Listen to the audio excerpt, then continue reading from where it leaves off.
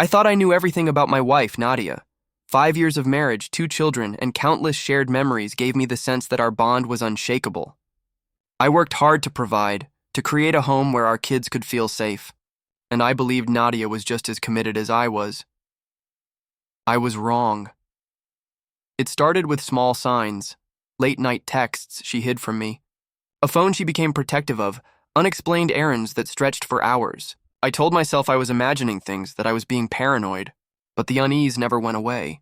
Something in her behavior had shifted, subtle but unmistakable. The confirmation came unexpectedly. One Saturday afternoon, I was mowing the lawn when a man stumbled across the front yard. At first, I thought he was a delivery worker, but the way he flinched at the sight of me, the rapid stammering in his greeting, and the desperate look in his eyes told me immediately he wasn't here for a package. "Nadia, he started, his voice cracking. I didn't even wait for an introduction.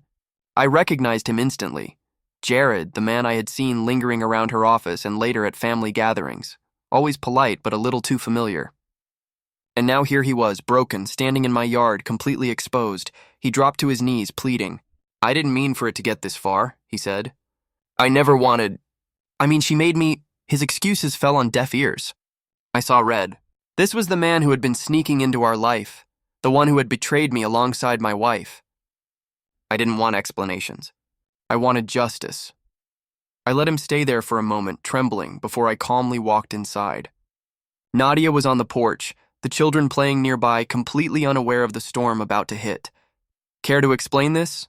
I asked, my voice eerily calm. I gestured toward Jared. Nadia's face went pale. She opened her mouth to speak, but no words came. She tried to step toward him, but I held up a hand. "I don't need to hear your lies," I continued. "I've seen everything. I know about your late nights, your secret texts, your hidden meetings. And I know about him, your little accomplice in betrayal." Jared began to sob uncontrollably, collapsing into the grass. Nadia reached for him instinctively, but I stopped her with a look. I wanted her to see the consequence of her actions. For weeks prior, I had been gathering proof, screenshots of conversations, photos of them together, receipts for hotel rooms, and even recordings I managed to capture without them knowing. I had built a file so damning that nothing could be denied. I handed the folder to Nadia, letting her skim through it. Her hands shook. Her lips trembled. She tried to beg, but there were no words strong enough to undo the betrayal.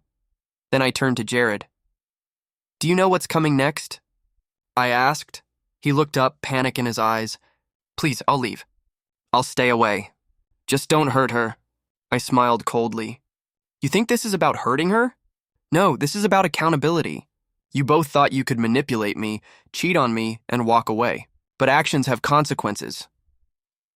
I called the police not to arrest him, but to record a formal complaint against both of them for harassment, trespassing, and the emotional abuse caused to my children. I also sent the evidence to Nadia's family and mine, ensuring that everyone she cared about knew the truth. Then I took my revenge in a way they couldn't escape.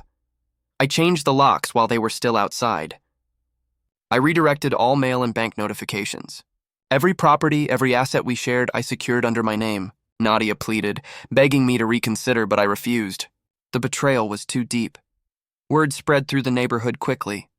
People whispered, shocked at the public unraveling of what had seemed like the perfect marriage.